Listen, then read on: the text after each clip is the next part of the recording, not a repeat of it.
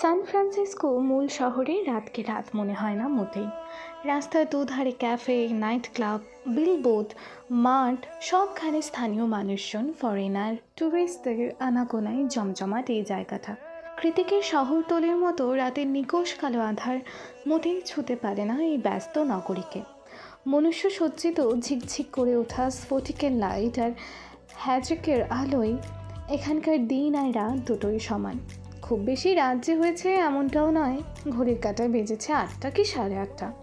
তবুও ঘরে ফেরার চিন্তায় ঘাম ছুটে যাচ্ছে ওর। দুশ্চিন্তাগ্রস্ত শুষ্ক অধৈর্যকুল বারবার ভিজিয়ে নিচ্ছে জিভ দ্বারা। কৃতিকের বাড়ি থেকে ফিরতে ফিরতে অনেকটা দেরি হয়ে গিয়েছে। তার উপর এখন আবার আকাশে গুড়গুড়িয়ে মেঘ ডাকছে। ওদিকে মা নিশ্চয়ই রেগে বোম হয়ে আছে। ঘরে প্রবেশের সঙ্গে সঙ্গে কয়েক হাজার প্রশ্ন ছুড়ে মারবে কে জানে।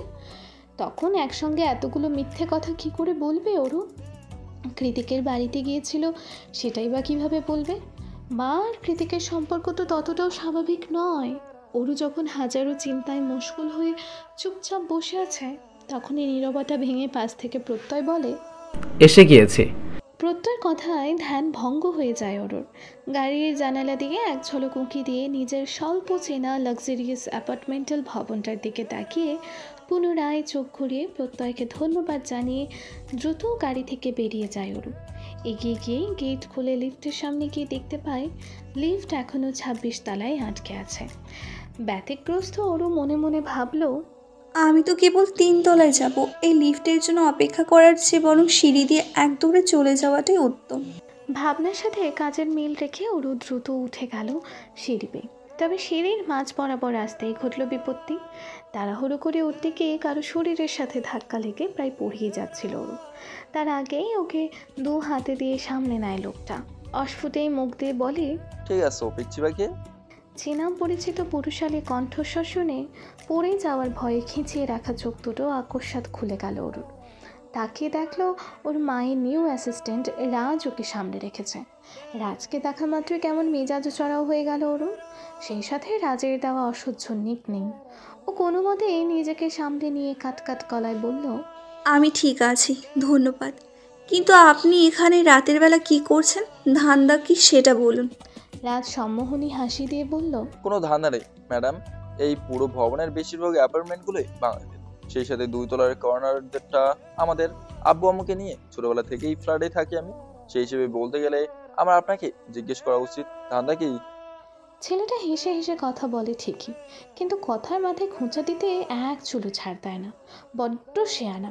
রাজের কথায় ওরও চোখ মুখ কুঁচকে অবিশ্বাসের সুরে বলল, কি? রাজ পুনরায় ঠোঁট গলিয়ে হেসে বলল, yes madam, from now on you are never happy neighbourhood. অরুর চোখে মুখে বিরক্তির ছাপ। কপালটা সে কখন থেকে কুঁচকে আছে মনে মনে ভাবছে। নেইবারহুড না ছাই, এখন থেকে এই কার্টুনকে সারাক্ষণই সহ্য করতে হবে। কি দেখে যে এই ভবনে উঠেছিল মা, কে জানে। এই যে পিচ্ছি পাখি, কিছু ভাবছো? রাজের কথায় ওরু না বোধক মাথা নাড়িয়ে সিঁড়ি ডিঙিয়ে উপরে যেতে বিরক্তির সুরে বলল, আপনার ঢঙ্গি ডাক শোনার সময় নেই, তারা আছে আমার। অযথা কথা না পেঁচিয়ে যে কাজে যাচ্ছিলেন সেখানেই জানতো আজাইরা। ওরু চলে যেতেই রাজ আর এক দফা হেসে বলল, রাগ দেখালেও কিউট লাগে। একরকম দৌড়াতেই হন্তদন্ত হয়ে বাসার ভেতরে প্রবেশ করলো অরু। অনু তখনও ড্রয়িংয়ে বসা ছিল। অরু ভেতরে ঢুকে হাঁপাতে হাঁপাতে কাল বিলম্ব না করে অনুকে শুধালো, আপা, মা কোথায় রে? অনু অবাক হয়ে বলল, মা তো সেই বিকেল থেকে ঘুমাচ্ছে, কিন্তু তুই এমন করে হাঁপাচ্ছিস কেন? অনুর কথায় ওরও স্বস্তির নিঃশ্বাস ছেড়ে মনে মনে বলল, যাক, এ যাত্রায় বেঁচে গেলাম। নয়তো মা যেই বিচক্ষণ, ঠিক কোনো না কোনোভাবে ধরে ফেলতো আমি ভার্সিটিতে নয় অন্য কোথাও গিয়েছিলাম। ওরুকে চুপ হয়ে থাকতে দেখে অনু ভ্রু কুঁচকে বলল, তোর কি হয়েছে বলতো? আজকাল হুটহাট স্ট্যাচু হয়ে কোথায় যেন হারিয়ে যাস। কাহিনী কি, সত্যি করে বল। ওরু হাত দিয়ে মাছি তাড়ানোর মতো করে বলল, আরে ধুর, কোনো কাহিনীই নেই।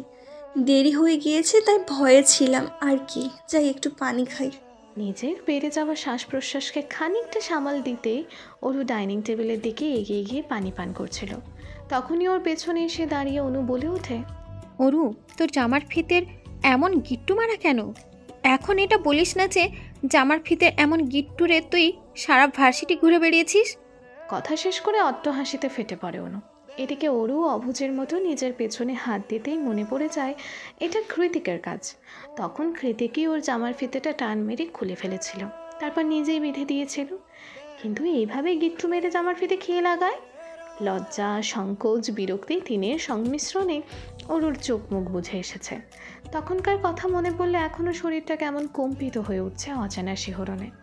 ওদিকে একটা ফিতে বাঁধতে না পারার অযোগ্যতায় কৃতিকের ওপর রাগও লাগছে খুব। অনু সেই কখন থেকে একাধারে দাঁত কেলিয়ে যাচ্ছে। অনু নিজের মূর্খতা এড়াতে কোনো মতে অনুকে পাশ কাটিয়ে রুমে চলে যায়। অনু মাথা নুইয়ে চলে যাচ্ছে দেখে অনু টিপ্পনি কেটে বলল, এই যে পিচ্ছি পাখি, পরের বার ফিতে না বাঁধতে পারলে আমাকে বলিস কেমন? আমি লাগিয়ে দেব। তবুও এমন গিট্টু মেরে মান সম্মান খোয়াস না। অনু পেছনে ঘুরে নাক সিটকে তুলে বলল, আবার তুইও? অরুর অসহায় বাক্য অনু আবারও ভেতরের কষ্ট করে আটকে রাখা হাসিটাও করে দিল। অরুর আর কী বা করবে? ভেতরে ঢুকতে ঢুকতে মিনমিনিয়ে বলল, তুই ভুল ভাবছিস আপা, এটা আমার নয়, প্রফেসর জেকের কাজ। সায়েন্স ল্যাবের সবচেয়ে আধুনিক আর ব্যয়বহুল রুমে বসে মাইক্রোস্কোপ মেশিনে চোখ লাগিয়ে কিছু একটা তরল জাতীয় পদার্থ সূক্ষ্ম নজরে পর্যবেক্ষণ করছে নিখিল। সামনে থাকা তরল পদার্থের দিকে এতটাই গভীর মনোযোগ যে বারবার অজান্তেই নিজের দাঁত দিয়ে ঠোঁট কামড়ে ধরছে সে। নিখিল বরাবরই ছাত্র হিসেবে 100তে 100। নিজের মধ্যে থাকা হাজারটা খারাপ অভ্যেস কিংবা খারাপ চর্চা কোনো কিছুই ওর পিছুটান হয়ে দাঁড়ায়নি ওর মেধাবী মস্তিষ্কের কারণে। শুধুমাত্র তুখোর মেধাবী হওয়ার দরুন সব কিছু ঢাকা পড়ে গিয়েছে লোকচক্ষুর আড়ালে। অরুর মতো সহজ সরল মেয়েরাই তার ভুক্তভোগী। নিখিল একটা দুটো নয়, একসাথে অনেকগুলো গার্লফ্রেন্ড রেখে অভ্যস্ত। মেয়েদের প্রতি ওর অন্যরকম নেশা, যার ফলে কোনো মেয়েকেই না করতে পারে না ও। আশ্চর্যের বিষয় হলো ওর বেশিরভাগ গার্লফ্রেন্ডই টিনেজ, ওর বয়সী কিংবা তার চেয়ে একটু কম বেশি। তবে নিজের কাজের বেলাতে বরাবরই নিখিলের পুরোপুরি ভিন্ন রূপ লক্ষণীয়। কাজের ক্ষেত্রে নিখিলের থেকে মনোযোগী আর ডেডিকেটেড মানুষ বোধহয় দুটো নেই। ওই জন্যই তো মেয়েরা নিখিলের প্রতি এতটা আকর্ষণ অনুভব করে।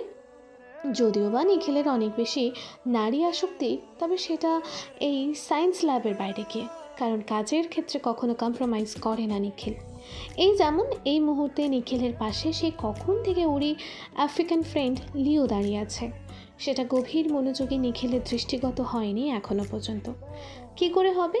নিখিল তো সে কখন থেকে এক ধ্যানে মাইক্রোস্কোপে পর্যবেক্ষণ করে চলেছে। কিন্তু যখন মনে হলো কেউ ওর পাশে দাঁড়িয়ে, তখনই দ্রুত হাতে কিছু একটা লুকিয়ে ফেলল নিখিল। লিও খানিকটা অবাক হয়ে শুধালো, কি লুকালে তুমি? কি আছে ওই বোতলে দেখি? নিখিল আড়ালে শুষ্ক ঢোক গিলেই না জানার ভান করে বলল, কই কিছু না তো, মনে হয় ভুলে দেখছো তুমি। মোটেও না, কাচের বোতলে তরল জাতীয় কিছু আমি স্পষ্ট দেখছি। নিখিল এবার এগিয়ে এসে লিওর ঘাড়ের ওপর হাত দিয়ে বলল, বলছি সকাল থেকে না খেয়ে সারাদিন ল্যাবে পড়ে আছো, তাই চোখকে ভুলভাল দেখছো। আমিও খাইনি কিছু, চলো ক্যান্টিনে গিয়ে লাঞ্চ করে আসি, আমরা ট্রিট। ট্রিটের কথা শুনতেই খাদক লিও একগাল হেসে বলল। Okay bro, let's go. নিখিলও লিওর সাথে হাসতে হাসতে বেরিয়ে গেল। যাওয়ার আগে খুব সাবধানে চোখ ঘুরিয়ে লুকিয়ে রাখা কাঁচের ছোট্ট বোতলটিকে আরও একবার পরখ করে নিল সে। রাত থেকে অপেক্ষার প্রহর গোনার মতো ধৈর্যের কাজ আর বোধহয় কিছুতেই নেই, তা গত দুদিনে হাড়ে হাড়ে টের পেয়েছে ওরু। সেদিন কৃতিক বলেছিল বারান্দায় অপেক্ষা করতে, সে আসবে। ওরু না চাইতেও মস্তিষ্কের বিরুদ্ধে গিয়ে অপেক্ষা তো করেছিল ঠিকই, তবে নির্দয় কৃতিক তার কথা রাখেনি। এদিকে দুদিন ধরে কৃতিককে না দেখতে পেয়ে বুকের ভিতরে সুপ্ত চিনচিন ব্যথাটা কেমন মাথাচাড়া দিয়ে উঠেছে ওরুর। আজকাল খেতে, ঘুমাতে, কথা বলতে কিংবা ভার্সিটি যেতে কোনো কিছুই ভালো লাগে না ওর। সারাদিন দরজা আটকে শুয়ে বসে দিন কাটায়, নয়তো ওয়াশরুমে গিয়ে সারাদিন শাওয়ার ছেড়ে ভিজতে থাকে। এখন তো মাঝে মধ্যেই বারান্দা গলিয়ে চোখ দুটো হাতড়ে বেড়ায় কংক্রিটের ভবনের পেছন থেকে চলে যাওয়া নির্জন রাস্তায়। কেবল বুকের মাঝে অদম্য এক আসক্তি সেদিনের মতো হুট করে দেখা হলেও তো হতে পারে।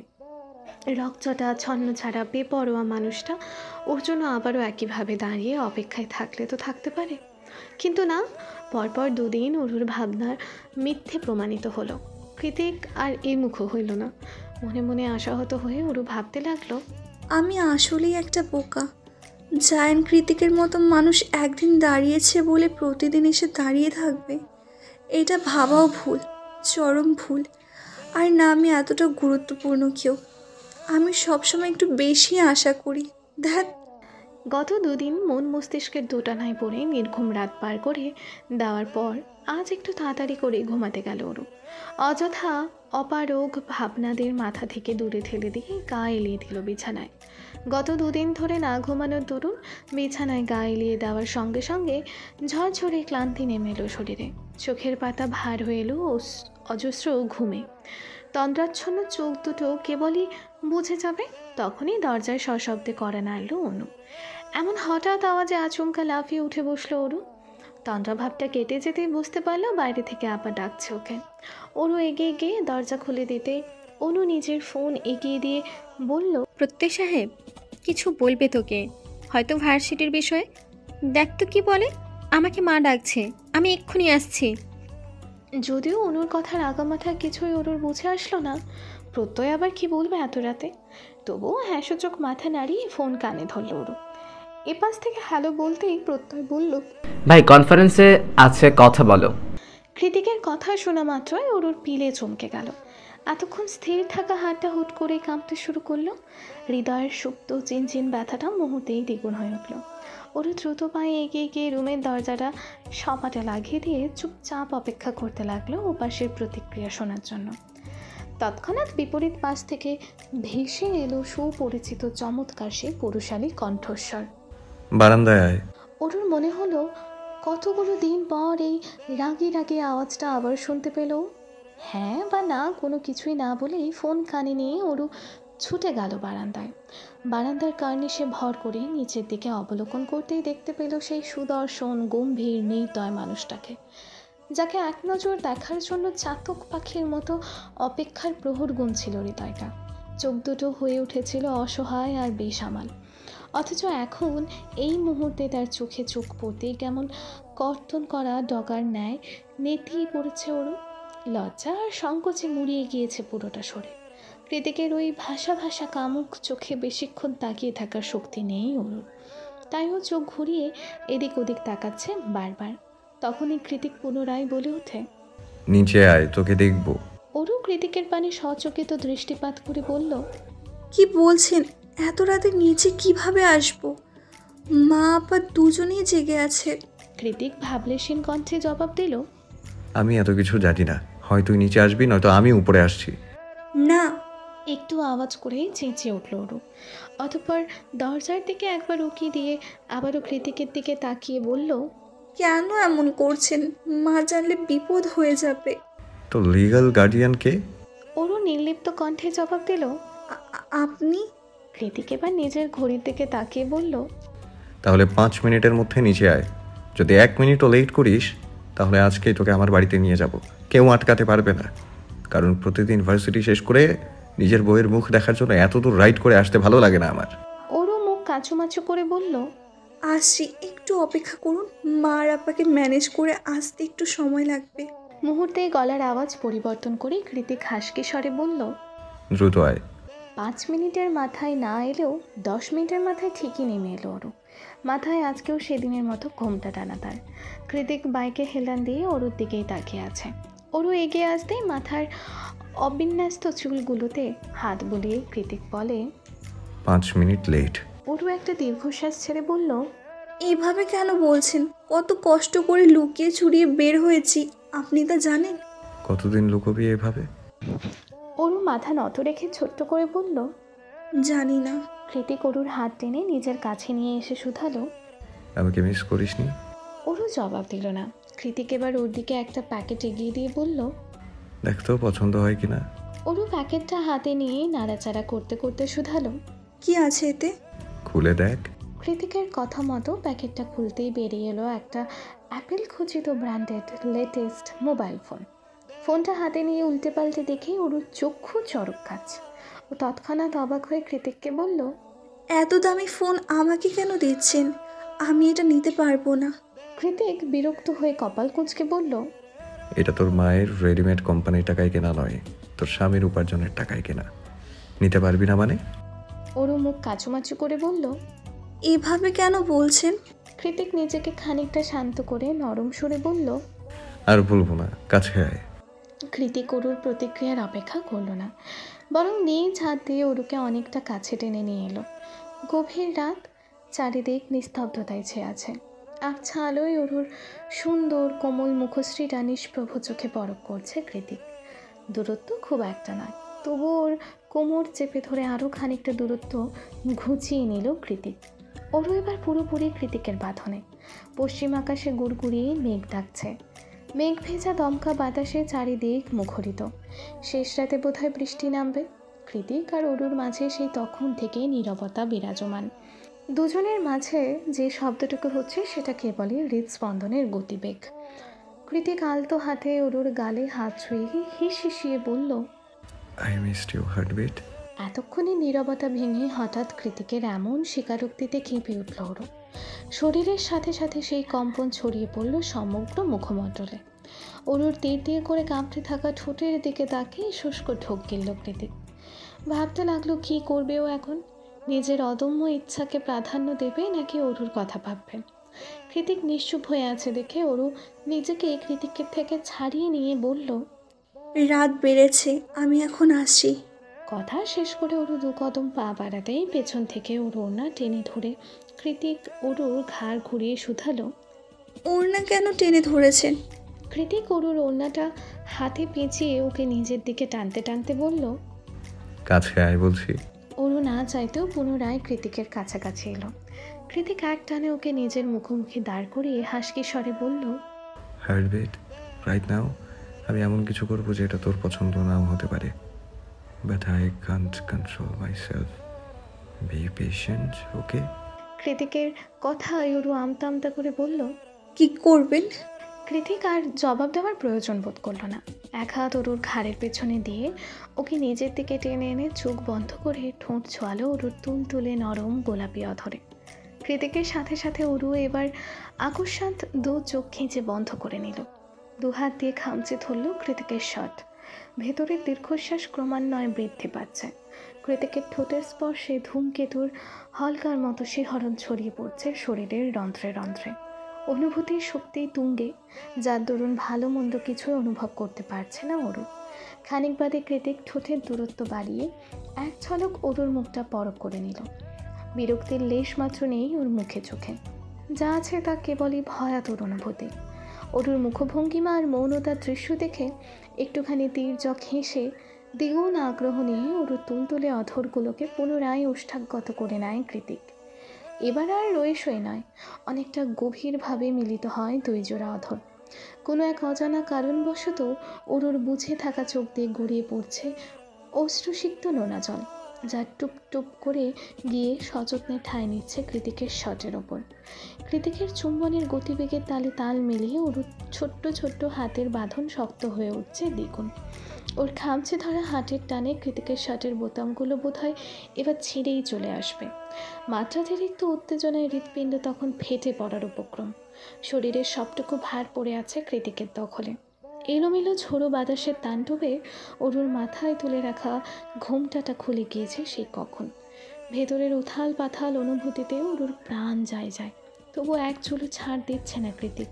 পেছনে মাথা উঁচু করে দাঁড়িয়ে থাকা কংক্রিটের ভবন থেকে অস্পষ্ট সুরে তখনও ভেসে আসছে বেসামাল 2 গানের লাইন।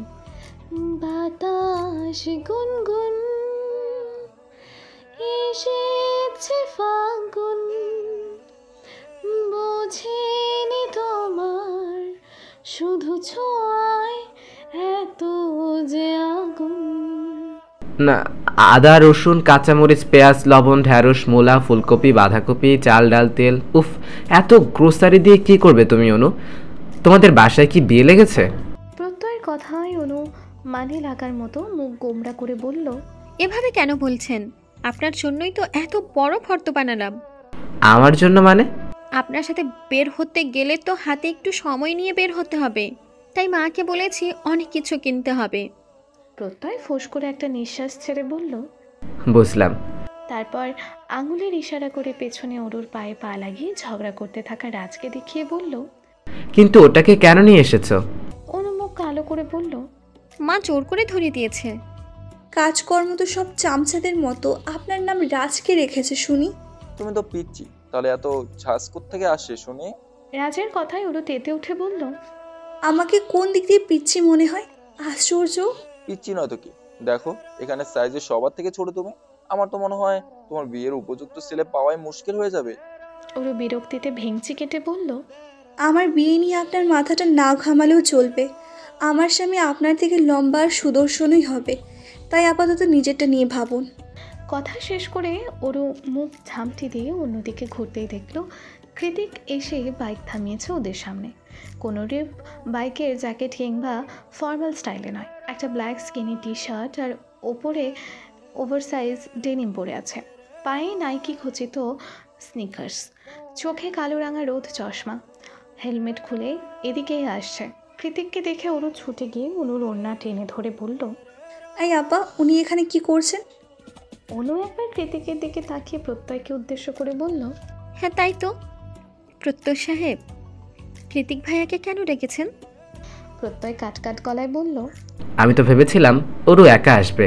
আমরা কোথাও সময় কাটাতে গেলে ওরুর কি হতো, তাই ভাবলাম ভাই তো ফ্রি আছে। প্রত্যয়ের কথা শেষ হবার আগেই কৃতিক সেখানে হাজির হয়। কৃতিক আসা মাত্রই ওরু কাঁচু মাচু হয়ে অনুর পেছনে দাঁড়িয়ে পড়ে। সবাইকে পিছু হটিয়ে কৃতিক সবার আগে ওরুর দিকে তাকিয়ে ভ্রু কুঁচকে বলল, কি ব্যাপার, তুই ওনার পেছনে দাঁড়িয়ে মোছামুছি করছিস কেন? কি সমস্যা? ওরু শটান দাঁড়িয়ে বলল। কই না তো। কৃতিক প্রত্যয়ের দিকে তাকিয়ে বলল, তোমরা কোথাও যাবে বলেছিলে? প্রত্যয় হ্যাঁ সূচক মাথা নাড়ালে কৃতিক আবারও বলে, ইউ ক্যান গো নাও, সময় হলে কল দিও, আমি আশেপাশেই থাকবো। অনু এবার একটু আগ বাড়িয়ে কৃতিকের উদ্দেশ্যে বলল, ইয়ে ভাইয়া, ওরুর একটু খেয়াল রাখবেন, আমরা তাড়াতাড়ি চলে আসবো। কৃতিক ওরুর দিকে তাকালো, যে এই মুহূর্তে মাথা নিচু করে ক্রমাগত আঙুলে ওড়না পেঁচিয়ে যাচ্ছে। তারপর একটা দীর্ঘশ্বাস ছেড়ে ছোট্ট করে জবাব দিল, রাখবো। অনু আর প্রত্যয় চলে গেলে রাজ এগিয়ে এসে ওরুকে বলল, এই যে পিচ্ছি, চলো এবার বাজারগুলো করে ফেলি। রাজের পিচ্ছি সম্বোধনে ওরু আঁতকে উঠে কৃতিকের দিকে চাইল। কৃতিক এগিয়ে এসে বলল, এক্সকিউজ মি, কি বললে ওকে তুমি? রাজ ঘুরে দাঁড়িয়ে প্রথমে কৃতিকের মুখের দিকে চাইল। সামনাসামনি না দেখলেও জেকে গ্রুপের হেড অফিসের গভর্নিং বডির মেম্বারদের মধ্যে সর্বশেষ সেই সুদর্শন লোকের ছবি দেখেছে রাজ। তার মানে মালিক পক্ষের কেউ হবে। ব্যাপারটা বুঝতে পেরে তৎক্ষণাৎ কৃতিককে সালাম ঠুকল সে। Hello sir, nice to meet you sir. Kritik তো প্রথমে চেয়েছিল কয়েকটা পাঞ্চ বসিয়ে দেবে ছেলেটার নাক বরাবর, কিন্তু এখন এভাবে সম্মান জানানোতে ও নিজেই বিব্রত হয়ে পড়েছে।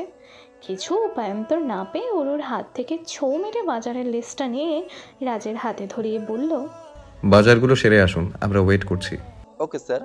তড়িৎ গতিতে হ্যাঁ সূচক মাথা নাড়িয়ে সুপার শপের দিকে চলে যায় রাজ। রাজ চলে যেতেই ওর হাত চেপে ধরল কৃতিক। খানিকটা নিজের কাছে টেনে এনে দাঁতে দাঁত পিষে বলল, এমন চোরের মতো বিহেভ কেন করছিস? তাকা আমার দিকে। ওরু এদিক ওদিক মাথা নাড়িয়ে বলল, পারবো না। কেন পারবি না? তাকা বলছি, নয়তো ধরে একটা আছাড় মারবো। ওরু তেতে উঠে বলল, পারবো না বলেছি তো। আমার বুঝি লজ্জা লাগে না?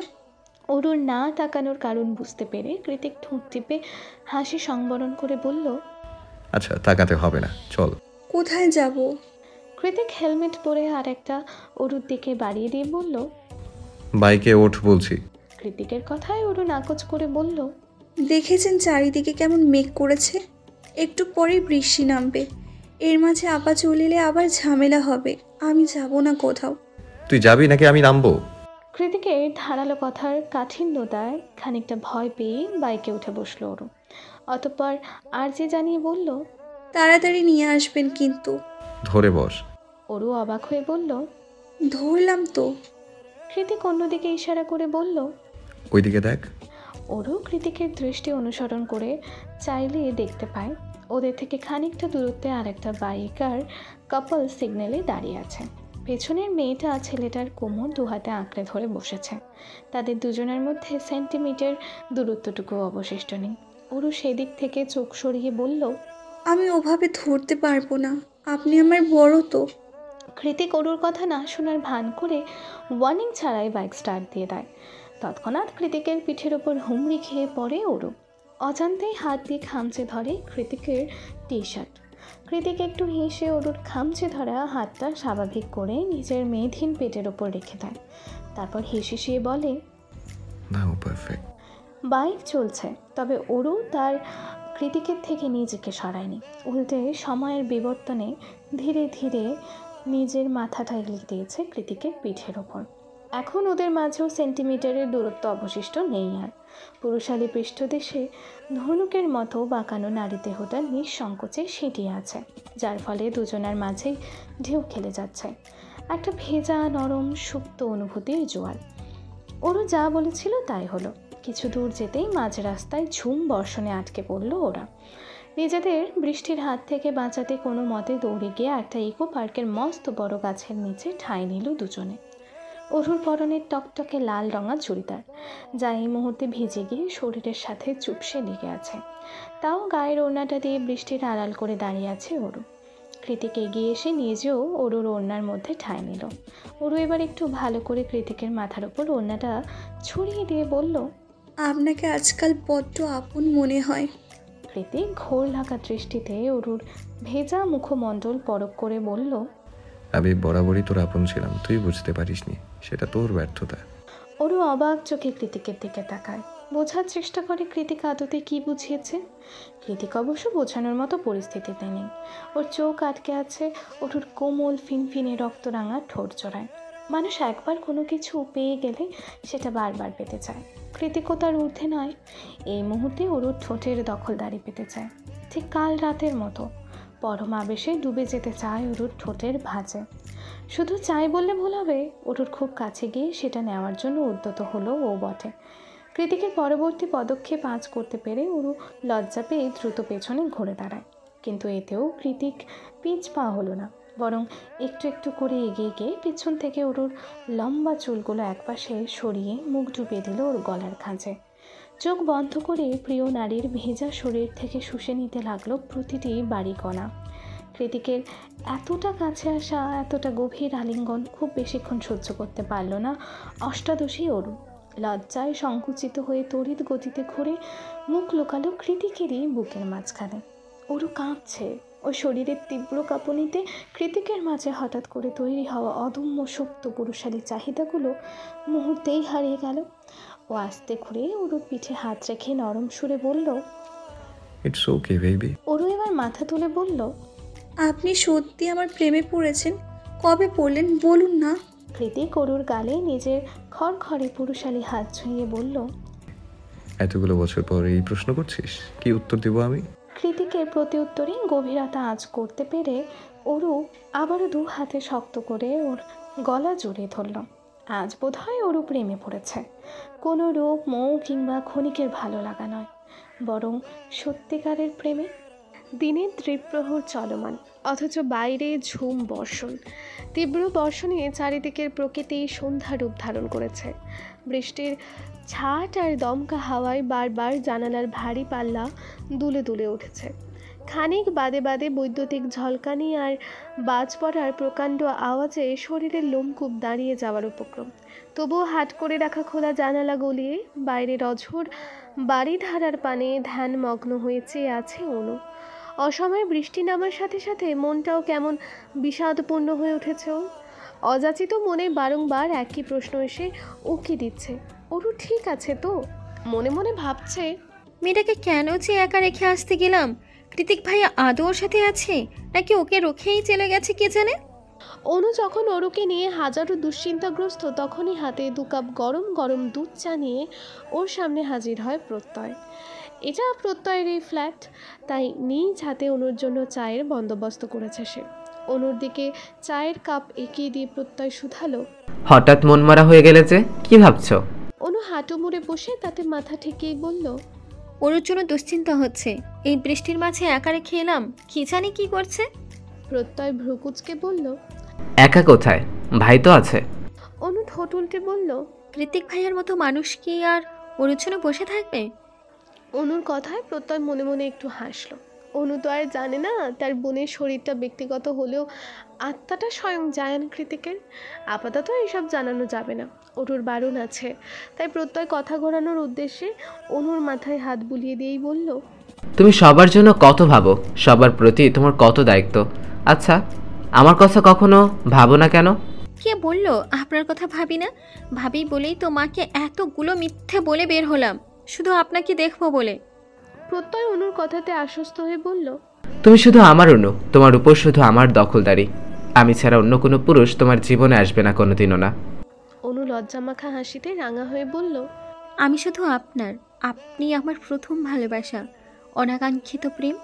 আপনার অতীত আপনাকে কতটুকু দুঃখ দিয়েছে তা আমি জানি না, তবে আমি চেষ্টা করব তার চেয়েও দ্বিগুণ ভালোবাসায় আপনাকে মরিয়ে দিতে।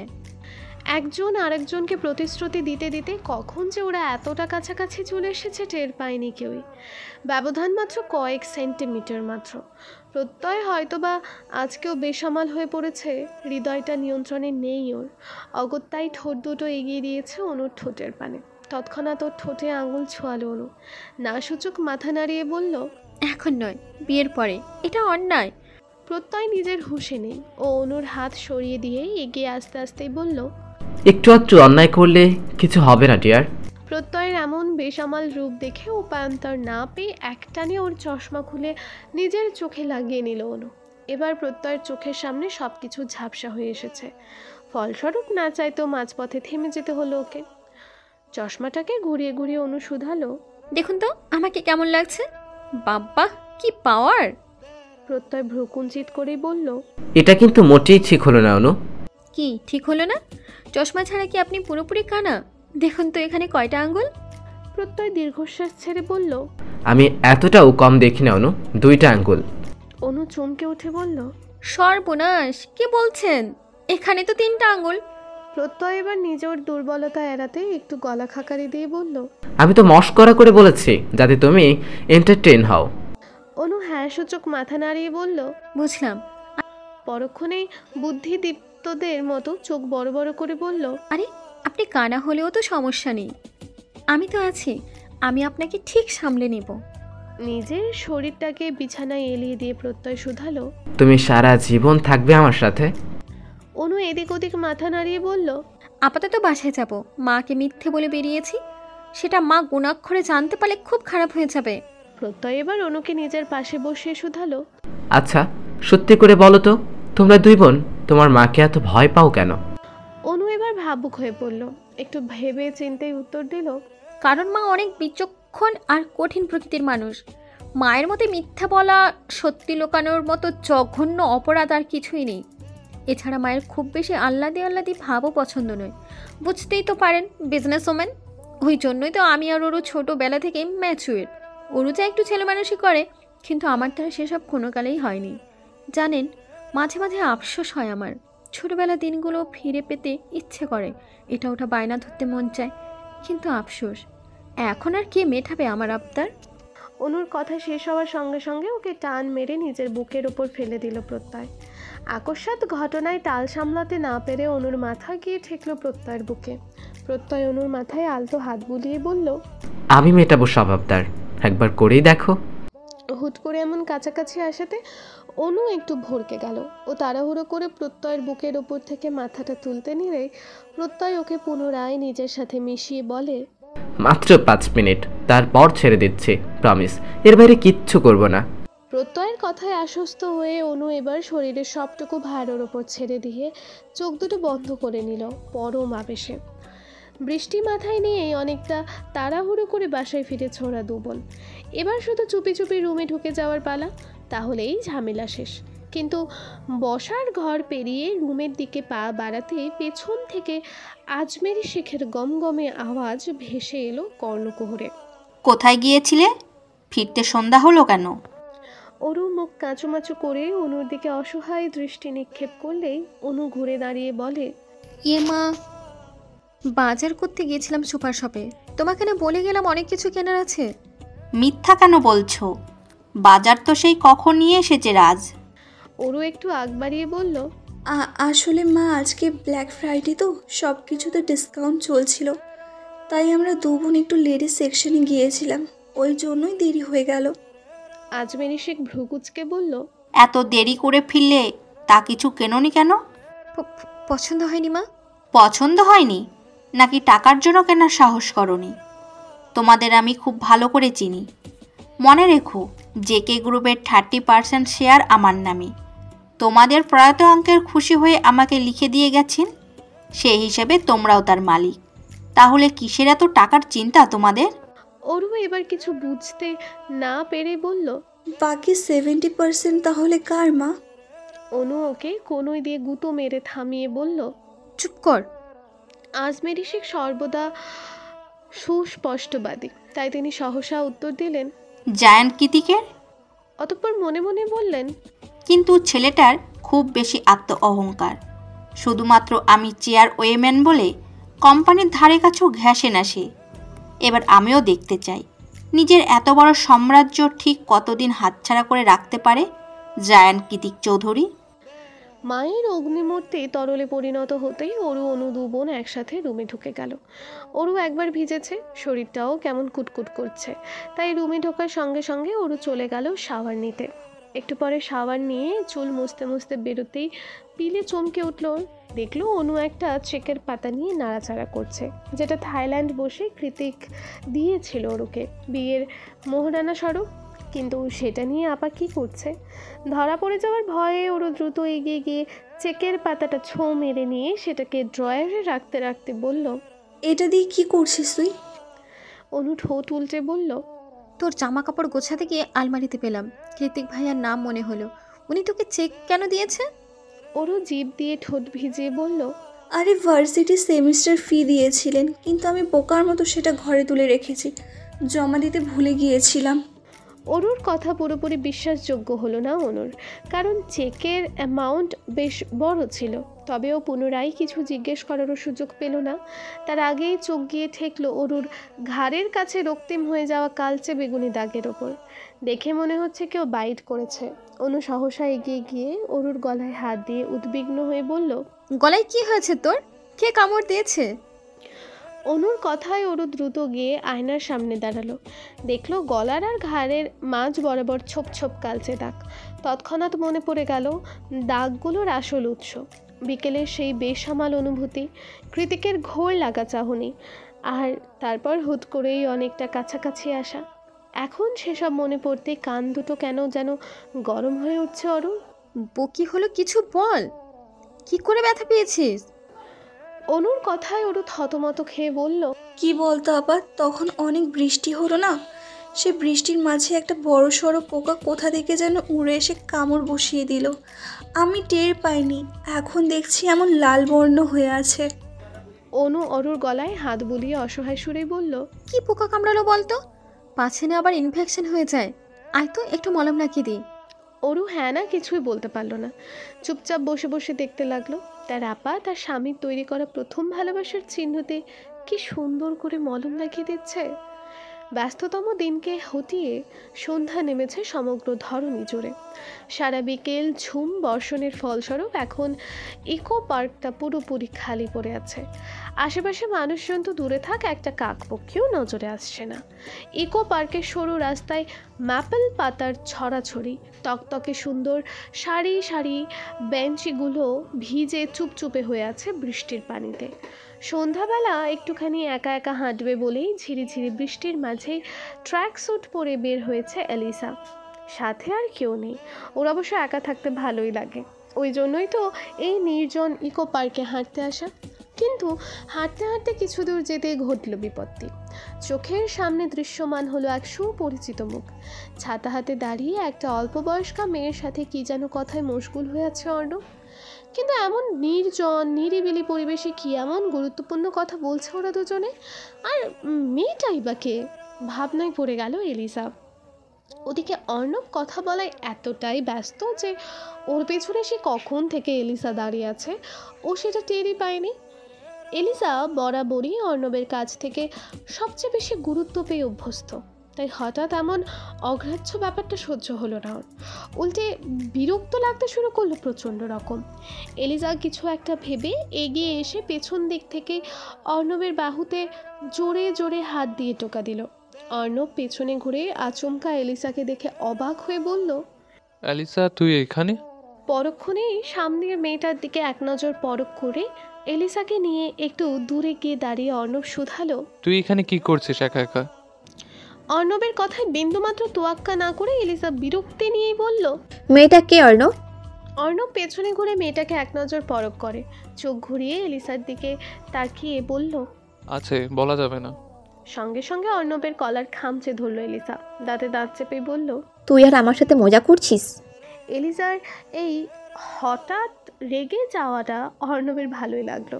ও এলিসার রাগে আর একটু ঘি ঢেলেই বলল, মজা কেন করব? সব সিক্রেট কি আর সবাইকে বলা যায়?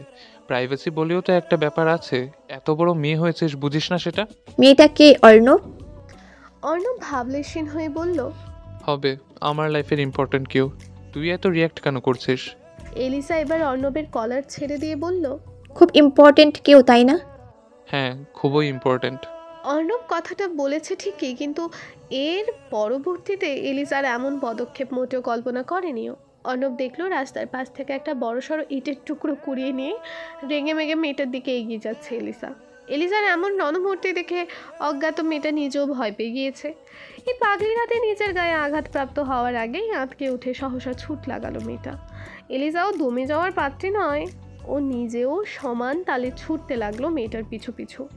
এদিকে সকল ঝামেলার উৎস বেচারা অর্ণব কিছু বুঝে ওঠার আগে এলিসা মেয়েটাকে তাড়া করে করে হাঁপানি রোগী বানিয়ে ছেড়েছে। এবার অর্ণবও আর দাঁড়িয়ে থাকলো না, ছুটে গিয়ে দু হাত চেপে ধরলো এলিসার বাঁকানো কোমরে। এলিসা ঝাঁঝিয়ে উঠেই বলল, ছাড় আমাকে, তুই ইম্পর্টেন্ট মানুষ হওয়া দেখাচ্ছি ওকে? ওকে তো আমি বজ্জাত মেয়ের অন্য জিনিসের নজর দেয়। অর্ণব ওকে আটকে রাখতে না পেরে চিল্লিয়ে বলে উঠল, বিশ্বাস কর অ্যালিসা, জান আমার, ও কোনো ইম্পর্টেন্ট মানুষ না, ও আমার ক্লায়েন্ট। তুই থাম একটু, আমি খুলে বলছি।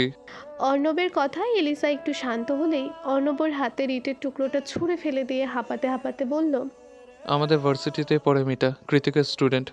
গত কয়েকদিন যাবৎ ওর ছোট বোন হঠাৎ করে মিসিং। তাই কৃতিক ওকে আমার এজেন্সি কার্ড দিয়ে আমার সাথে দেখা করতে বলেছে। একমাত্র বোনকে খুঁজে না পেয়ে মেয়েটার অবস্থা দুর্বিষহ। তখন থেকে সেইটা নিয়ে আলাপ আলোচনা করছিলাম আমরা। এলিসা এবার দ্বিগুণ ঝাঁঝ নিয়ে বলল, তাহলে আমাকে মিথ্যা কেন বললি? কি সুখ পাস তোরা আমাকে মিথ্যা বলে? অর্ণব চোখ ছোট ছোট করে বলল, তুই কেন এত জেলাস? আর একটু আগে আমার জিনিস করে চেঁচিয়ে কি যেন বললি, আমি কিন্তু শুনেছি। এলিসা ঘাড় ঘুরিয়ে অন্যদিকে চলে যেতে যেতে বলল, তোর সাথে আর কথা নেই আমার, অযথা কষ্ট দিস আমাকে। এলিসা হনহনিয়ে হাঁটছে, চোখ দুটো না চাইতেও বেইমানি করছে ওর সাথে। বারবার জলে ভিজে ঝাপসা হয়ে আসছে সামনের সব দৃশ্যপট।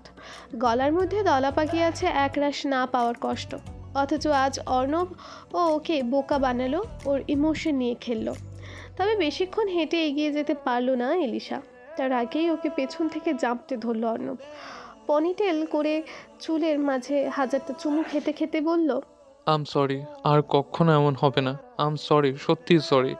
তুই যে আমার জন্য কিছু ফিল করিস সেটা আমার অজানাই ছিল, বুঝতে পারিনি। এই বলেই এলিসা এবার ঘুরে সপাটে চর বসিয়ে দিল অর্ণবের গালে।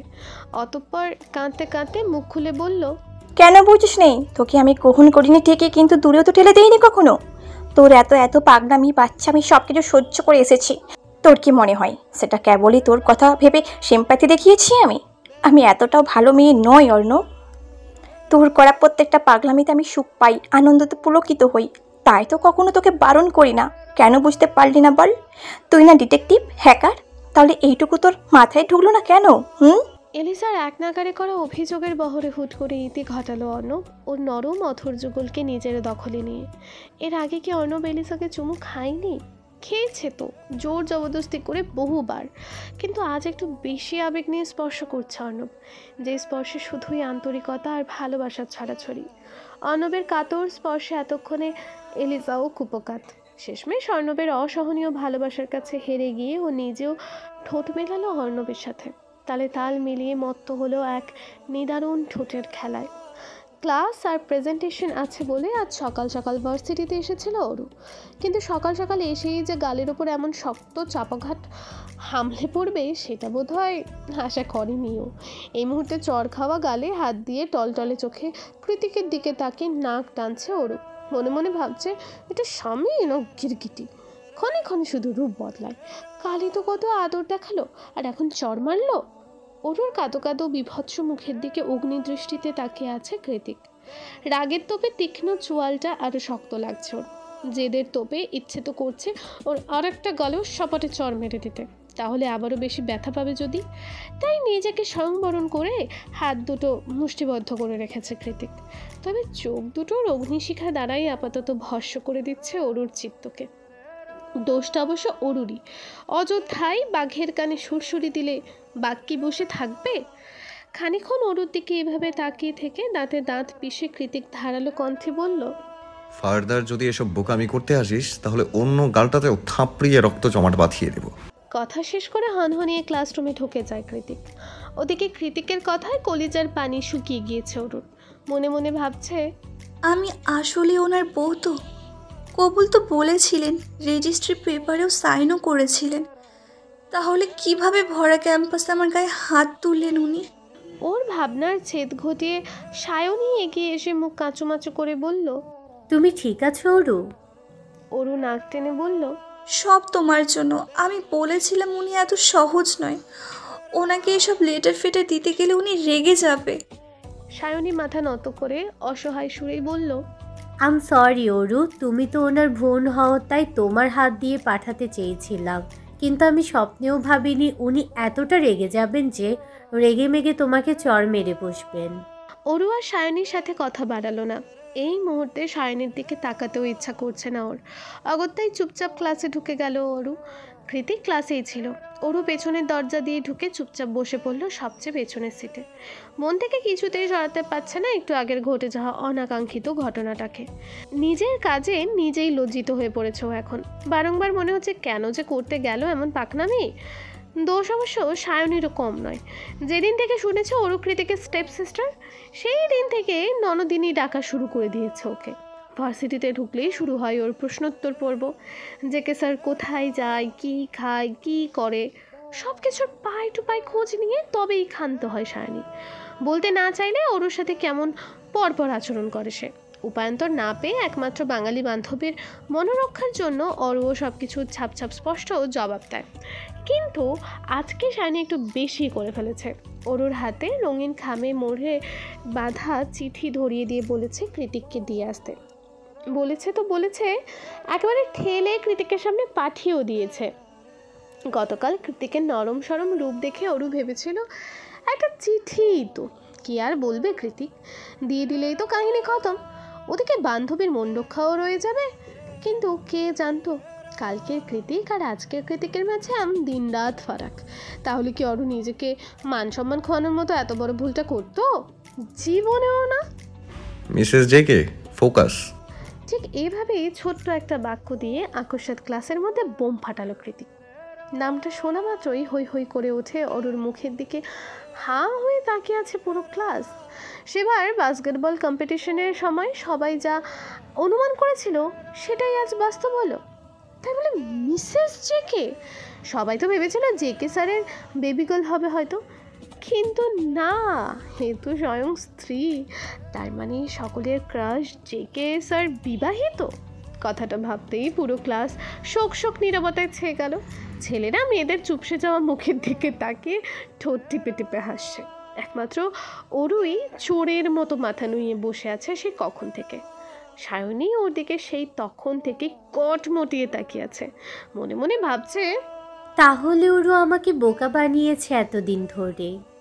ক্লাস শেষে বের হতেই অরুর হাতটা খপ করে টেনে ধরল সায়নী। কাঠগোড়ায় দাঁড়ানো আসামিদের মতো করে প্রশ্ন করলো, সত্যি করে বলো, এতদিন ধরে বোকা কেন বানালে আমাকে? আজকেও তো বলতে পারতে। অরু নিজের হাত ছাড়িয়ে বলল, আমি তোমাকে বোকা বানাইনি, যা সত্যি তাই বলেছি। এতদিন বলে এসেছো জেকে স্যার তোমার ভাই, আর এখন জেকে স্যার নিজে তোমাকে মিসেস জেকে বলে সম্বোধন করলো। কোনটা সত্যি? অরু ঝাঁঝিয়ে উঠে বলল, দুটোই সত্যি। উনি আগে আমার স্টেপ ব্রাদার ছিলেন আর এখন স্বামী। সায়নী তেতে উঠে বলল, are you kidding me? Stepbrother কি করে স্বামী হলো? No I am not. আর কি করে স্বামী হলো সেটা বরং তোমার জেকে স্যারকেই জিজ্ঞেস করো। উনি আমাকে জোর করে বিয়ে করেছেন কি না তার উত্তরটা উনিই ভালো দিতে পারবেন। আসছি। এক নিঃশ্বাসে কথাগুলো বলে ক্যাম্পাস থেকে বেরিয়ে যায় ওরু। এই প্রশ্নটার সম্মুখীন হওয়ার ভয়েই তো এতদিন ধরে ভয় পেয়ে এসেছে ও। স্টেপ ব্রাদার কি করে স্বামী হয়? অথচ কৃতিক একটাবারও ওর কথা চিন্তা না করেই টেনে হিঁচড়ে জোর জবরদস্তি করে কবুল বলিয়ে নিল। এখন ওরও চাইলেও এই সম্পর্কটাকে মুছে ফেলতে পারবে না, আর না এড়িয়ে যেতে পারবে জীবনের সাথে ওতপ্রোতভাবে জড়িয়ে যাওয়া সত্যিটাকে। একরাশ হৃদয়ের ব্যথায় কাতর ওরু ভার্সিটি থেকে ফিরেই রুমের দুয়ারে খিল দিয়ে তলিয়ে গিয়েছে ঘুমের দেশে, আর ওঠেনি। অথচ এখন সন্ধ্যা রাত, তবুও পড়ে পড়ে ঘুমাচ্ছে সে। কিন্তু বালিশের পাশে অযত্নে পড়ে থাকা দামি মোবাইলটার ভাইব্রেট আওয়াজে সে ঘুম আর বেশিক্ষণ টিকল না। অগত্যায় ঘুমো ঘুমো চোখে ফোন কানে তুলল ওরু। ফোন রিসিভ করতে ওপাশ থেকে ভেসে এলো চেনা পরিচিত, হৃদয়ে শিহরণ জাগানো হাসকি কণ্ঠস্বর। আমার ঘুম পড়ি, বারান্দায় এসো। কৃতিকের মুখে তুমি শব্দটা শোনা মাত্রই এক লাফে উঠে বসলো ওরু। মনে মনে ভাবলো, আমি স্বপ্ন দেখছি না তো? উনি কখনোই আমাকে এত আদুরে গলায় ডাকেন না, তাহলে আজ হঠাৎ? ওরও চুপ হয়ে আছে দেখে কৃতিক পুনরায় বলল, কিরে বারান্দায় আয়, ডাকছি কথা কানে যাচ্ছে না? কৃতিকের কথায় ওরও তেতে উঠে বলল, পারবো না। সকালে আমাকে মেরেছেন মনে নেই? গালটা এখনো চলছে। মার খাওয়ার মতো কাজ করলে আবার মারবো, তারপর আবার আদর করব। এখন জলদি বারান্দায় আয়, তোকে দেখবো। ওরও মুখ ফুলিয়ে বলল, যাবো না বলেছি তো। কৃতিক গলার আওয়াজ খানিকটা নরম করে বলল, একবার এসে দেখ, তোর জন্য সারপ্রাইজ এনেছি। সারপ্রাইজের কথা শুনে ওরু আর অপেক্ষা করতে পারল না, ছুটে চলে গেল বারান্দায়। দেখলো আজ বাইক নয়, কালো মার্সিডিজের ডিকিতে হেলান দিয়ে দাঁড়িয়ে আছে কৃতিক। ওর কোলের মাঝে ঘাপটি মেরে বসে আছে ছোট্ট ডোরা। ডোরাকে দেখা মাত্রই ওরুর মুখ আপনা আপনি হাঁ হয়ে গেল। দুহাত চলে গেল মুখের ওপর, শুকনো মুখটা মুহূর্তেই প্রসারিত হয়ে গেল খুশিতে। তারপর উচ্ছ্বাসিত কণ্ঠে ওরু বলল, ডোরা, আসছি আসছি, আপনি দাঁড়ান, আমি এক্ষুনি আসছি। কয়েক মিনিটের মাথাতেই 3 তলার সিঁড়ি ভেঙে নিচে নেমে এলো ওরু। ওর পরনে কৃতিকের কিনে দেওয়া পায়জামা সেট, চুলগুলো মেসি বান করে ওপরে তুলে বাঁধা। যেভাবে ঘুমিয়েছিল সেভাবেই নেমে এসেছে আজ। নিচে নেমে কাল বিলম্ব না করে ওরু দৌড়ে গিয়ে কৃতিকের কোল থেকে ডোরাকে তুলে নিল নিজের কোলে। কৃতিক অবাক হয়ে বলল, আজ এত তাড়াতাড়ি বের হলি কি করে? ওরু ডোরাকে আদর করতে করতেই বলল, মার আবা বাসায় নেই, হসপিটালে গিয়েছে, ফিরতে রাত হবে। কৃতিক ডোরার থেকে নজর সরিয়ে বলল, আগামীকাল আমরা পাহাড়ে যাব, সবাই মিলে এলিসাকে সারপ্রাইজ দেওয়ার প্ল্যান আছে। কাল সকাল সকাল বাসায় ম্যানেজ করে বের হবি। ওরু কৃতিকের পানে সচকিত দৃষ্টিতে নিক্ষেপ করে বলল, মা জানলে মেরে ফেলবে। তাছাড়া আপনাদের মাঝে আমি গিয়ে কি করব? আমি বলেছি তাই যাবি? ওরু অসহায় মুখেই বলল, একদিন কি বলে ম্যানেজ করব? আমি পারবো না, আপনি বরং গিয়ে ঘুরে আসুন। কৃতিক একটা দীর্ঘশ্বাস ছেড়ে ওরুর হাতটা শক্ত করে চেপে ধরে কর্কশ আওয়াজে বলল, ওকে ফাইন, চল তাহলে। ওরু কৃতিকের হাত টেনে ধরে ব্যতিগ্রস্ত হয়ে শুধালো, এই কি কোথায় যাব? কৃতিক নিজের চোয়াল শক্ত করে বলল, যেহেতু তুই আমার বউ, সো তুই এখন থেকে আমার সাথেই থাকবি, দেখি কে আটকায়। ওরু বড়সড় একটা শুষ্ক ঢোক গেলে কৃতিককে থামিয়ে দিয়ে বলল, শুনুন, শুনুন না একটু। মা কেবল একটু সুস্থ হয়েছে, এই মুহূর্তে মা এত বড় শখ নিতে পারবে না। সব কিছু জানাজানি হয়ে গেলে কেলেঙ্কারি হয়ে যাবে। এমন করবেন না প্লিজ। আপনি যা বলবেন আমি তাই করব। তবুও এমন পাগলামি করবেন না, কথা দিন। কৃতিক পুনরায় গাড়ির ডিকিতে বসে বলল, ওকে ফাইন, কাঁদতে হবে না, জোর করব না তোকে, তবে কালকের কথা যাতে মাথায় থাকে। ওরু হ্যাঁ সূচক মাথা নাড়িয়ে সায় জানালে কৃতিক কিছু একটা ভেবে ওরুকে টেনে এনে নিজের উরুর ওপর বসিয়ে দিয়ে ওর কাঁধে চিবুক ঠেকিয়ে বলল, এখনো রেগে আছিস আমার উপর? ওরু নাক ফুলিয়ে বলল, আমার রাগ দিয়ে কি আসে যায়? আপনি তো আমাকে সারাক্ষণই মারেন। আদর করি না বুঝি? ওরু নিশ্চুপ। কৃতিক ওরুর গালে হাত দিয়ে স্পর্শ করে বুঝতে পারল সেখানে এখনো 5 আঙুলের ছাপ পড়ে আছে। ও জায়গাটাতে হাত বুলাতে বুলাতে বলল, তোর শরীরে আমার করা দাগগুলো মারাত্মক লাগে। ওরু শুষ্ক ঢোক গেলে বলল, তাই বলে এভাবে ব্যথা দেবে? কৃতিক তির্যক হেসে বলল, ভবিষ্যতে আরো বেশি ব্যথা দেবো, অভ্যাস করে নে। ওরু বুঝতে পারল কৃতিকের কথার ধরন কেমন হুট করে পাল্টে গিয়েছে। স্পর্শে তার তীব্র কাতরতা, গলার আওয়াজে লেগে আছে একরাশ মাদকতা। নিজ মনের অযাচিত চিন্তাগুলোকে পেছনে হটিয়ে দিয়ে ওরু ডোরাকে শক্ত করে চেপে ধরে চুপচাপ হয়ে আছে।